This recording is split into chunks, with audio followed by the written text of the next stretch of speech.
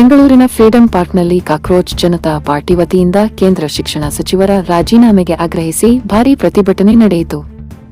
Neat ಪರೀಕ್ಷೆ ಅಕ್ರಮ ಹಾಗೂ ದೇಶದ ಶಿಕ್ಷಣ ವ್ಯವಸ್ಥೆಯ ವೈಫಲ್ಯವನ್ನು ಖಂಡಿಸಿ ಸುರಿಯುವ ಮಳೆಯನ್ನು ಲೆಕ್ಕಿಸದೆ ಸಾವಿರಾರು ಯುವಜನರು ಮತ್ತು ಪ್ರಮುಖ ಗಣ್ಯರು ಈ ಹೋರಾಟದಲ್ಲಿ ಭಾಗವಹಿಸಿದ್ದರು.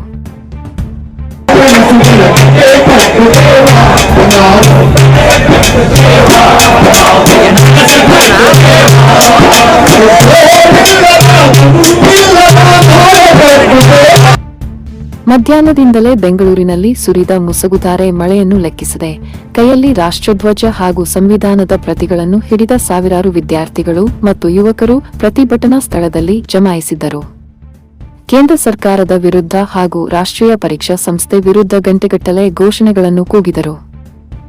ಇದಕ್ಕೂ ಮುನ್ನ ಬೆಳಿಗ್ಗೆ ಸಿಜೆಪಿ ಕಾರ್ಯಕರ್ತರು ಕಂಠೀರವ ಸ್ಟುಡಿಯೋದಲ್ಲಿರುವ ನಟ ಪುನೀತ್ ರಾಜ್ಕುಮಾರ್ ಅವರ ಸಮಾಧಿಗೆ ಭೇಟಿ ನೀಡಿ ಪುಷ್ಪ ನಮನ ಸಲ್ಲಿಸಿದರು.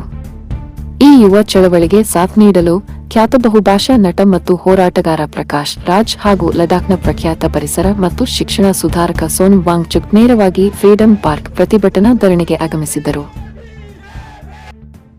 ಈ ಪ್ರತಿಭಟನೆಯಲ್ಲಿ ಬಹುಭಾಷಾ ನಟ ಪ್ರಕಾಶ್ ರಾಜ್, ಪರಿಸರವಾದಿ ಸೋನಂ ವಾಂಗ್ಚುಕ್, ಸಿಜೆಪಿ ಸಂಸ್ಥಾಪಕ ಅಭಿಜಿತ್ ದೀಪ್ಕೆ ಮತ್ತು ರಾಷ್ಟ್ರೀಯ ವಕ್ತಾರ ಸೌರವ್ ದಾಸ್ ಭಾಗಿಯಾಗಿದ್ದರು.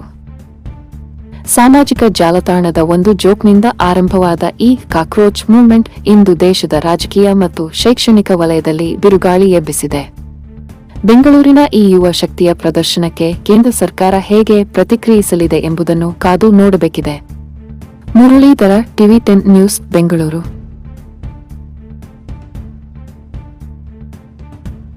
ಕ್ಷಣ ಕ್ಷಣದ ಸುದ್ದಿಗಾಗಿ ನೋಡ್ತಾ ಇರಿ ಟಿವಿ10 ಕನ್ನಡ ನ್ಯೂಸ್.